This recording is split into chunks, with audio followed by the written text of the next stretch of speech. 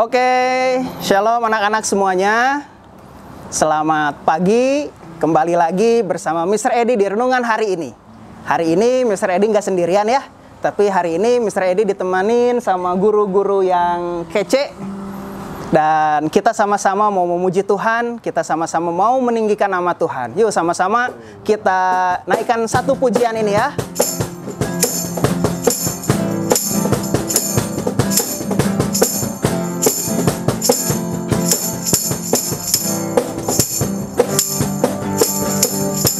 Tiba saatnya kami berkumpul bersatu dari segenap suku dan bangsa, berdiri di hadapan tahta Anak Domba, satu suara menyatakan keselamatan bagi Allah yang duduk dan bertahta. Kami naikkan pada Anak Domba pujian dan kekuatan, hormat dan kekuasaan, kemuliaan bagi Dia selamanya.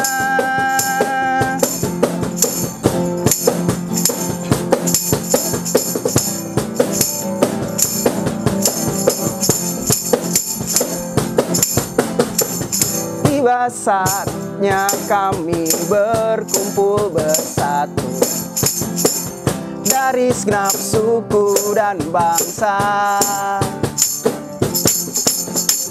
berdiri di hadapan tahta Anak Domba, satu suara menyatakan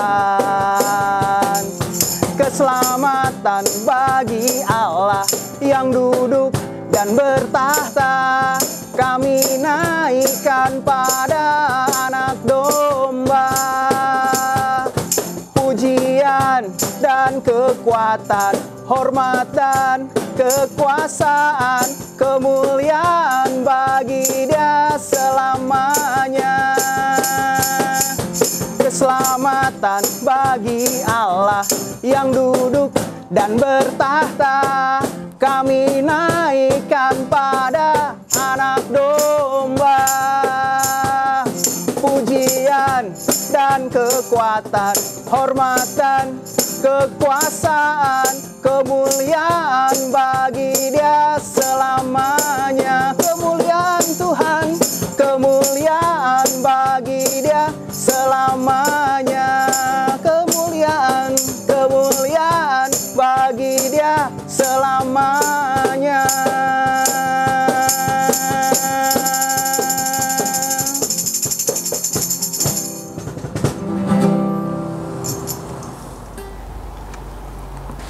Oke, anak-anak semuanya yang terkasih di dalam Tuhan Yesus, tadi kita sudah memuji Tuhan dan sekarang kita mau mendengarkan firman Tuhan.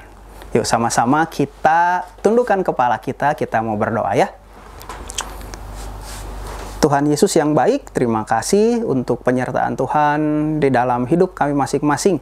Dan biarlah saat ini Tuhan, firman Tuhan boleh menjadi kekuatan buat kami. Dan firman Tuhan boleh menuntun kami untuk kami berjalan ke jalan yang benar. Buka hati kami, telinga kami, dan kami siap mendengarkan firman Tuhan. Di dalam nama Tuhan Yesus, haleluya, amin.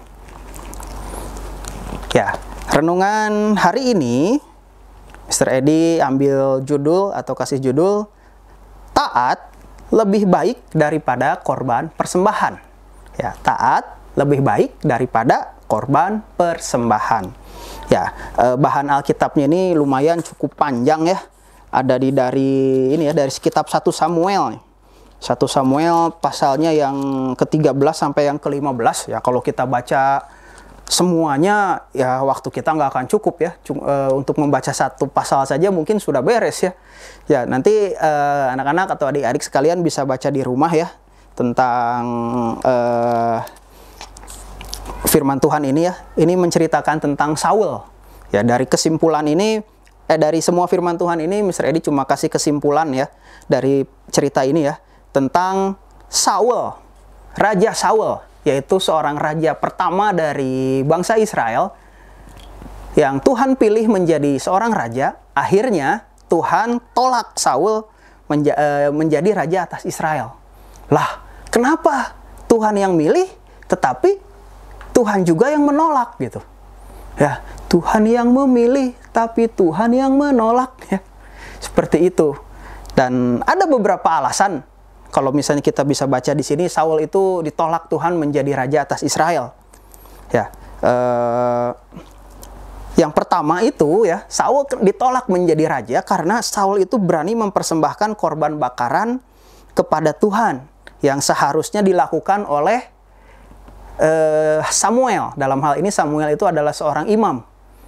Ya, Saul itu berani mempersembahkan korban bakaran kepada Tuhan karena apa? Karena kondisi yang terdesak gitu. Mau Saul ini atau bangsa Israel ini mau perang ya. Dan pada saat mau perang itu Samuel nggak datang-datang, hati Saul itu gelisah. Dan akhirnya Saul memberanikan diri untuk mempersembahkan korban bakaran kepada Tuhan.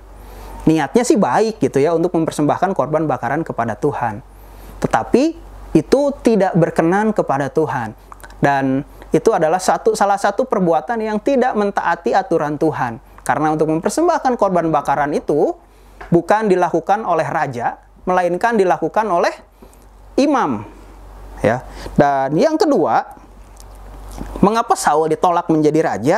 Karena pada saat bangsa Israel itu berperang melawan bangsa Amalek, Saul diperintahkan untuk memusnahkan seluruh orang-orang Amalek.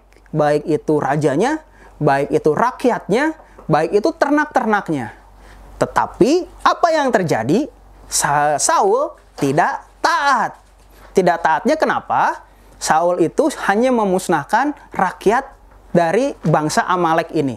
Tetapi rajanya dibiarkan hidup, ratunya dibiarkan hidup, dan ternak-ternak yang bagusnya itu diambilin. Sedangkan ternak-ternak yang jelek baru dia musnahkan. Ya, dua katanya, Saul tidak taat kepada Allah. Dan ada satu lagi yang memang menjadi sesuatu yang Tuhan murka sekali kepada Saul ini. Saul ini meminta petunjuk dari orang yang telah meninggal.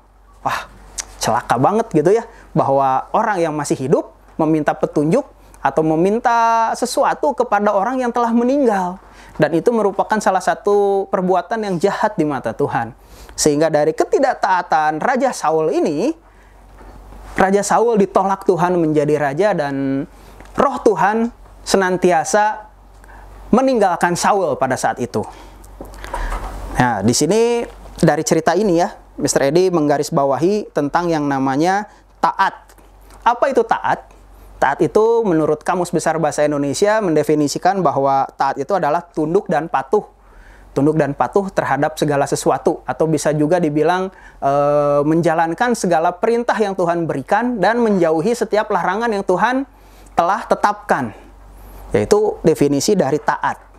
Dan dari cerita ini ngeri sekali ya kalau misalnya kita tidak taat. Contohnya ini Raja Saul, dengan cuma sederhana ya, Raja Saul itu tidak taat, tetapi Raja Saul ditolak Tuhan menjadi raja. Ya, bagaimana dengan anak-anak, bagaimana dengan adik-adik sekalian? Melalui cerita ini, biarlah kita diingatkan kembali supaya kita ini bisa menjadi anak-anak yang taat. Karena menurut kitab 1 Samuel 15 ayat yang ke-22b, kita baca bersama ya.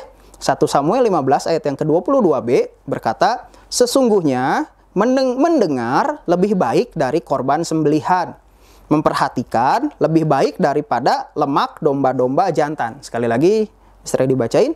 Sesungguhnya mendengarkan lebih baik daripada korban sembelihan, memperhatikan lebih baik daripada lemak domba-domba jantan. Ya, dari kitab 1 Samuel 15 ayat yang ke-22b ini, Tuhan lebih berkenan kepada orang-orang yang taat. Tuhan lebih berkenan kepada orang-orang yang mau atau yang mau tunduk, mau patuh, mau menjalankan apa yang Tuhan perintahkan kepada anak-anaknya. Bukan secara lahiriah memberikan korban persembahan, bukan memberikan sesuatu yang berharga gitu ya. Tetapi Tuhan mau kita ini menjadi anak-anak yang taat. Itu sudah cukup dan itu lebih berarti daripada semua korban bakaran dan korban sembelihan atau persembahan-persembahan yang kita lakukan di hadapan Tuhan. Ya, jadi biarlah saat ini kita semua boleh menjadi anak-anak yang taat. Taat kepada siapa aja? Taat kepada Tuhan, taat kepada orang tua, taat kepada guru-guru. Dan itu kalau kita taat, itu merupakan bagian dari ibadah kita kepada Tuhan dan pengabdian hidup kita pengabdian hidup kita sebagai anak-anak Tuhan. Ya, jadi jadilah anak-anak yang taat, yang mau mendengarkan perintah Tuhan, mau mendengarkan orang tua, dan mau mendengarkan perintah guru-guru. Oke? Dari firman Tuhan ini, jadilah anak-anak yang taat, jadilah anak-anak yang luar biasa. Terima kasih, Tuhan Yesus memberkati, dan kita mau berdoa. Bapa, dalam nama Tuhan Yesus, kami mengucap syukur untuk firman Tuhan hari ini. Kami boleh diingatkan kembali untuk kami bisa taat, kami bisa patuh, kami bisa tunduk kepada perintah Tuhan Yesus, kepada perintah orang tua dan perintah guru-guru kami, Tuhan. Dan biarlah saat ini kami boleh menjadi anak-anak yang baik, anak-anak yang selalu dengar-dengaran, sehingga kami boleh menyenangkan hati Tuhan, boleh menyenangkan hati orang tua, dan menyenangkan hati guru-guru kami, Tuhan. Terima kasih, kami serahkan segala sesuatunya ke dalam tangan-Mu. Di dalam nama Tuhan Yesus kami berdoa, kami mengucap syukur, haleluya, amin. Oke, terima kasih, Tuhan Yesus memberkati. Dah.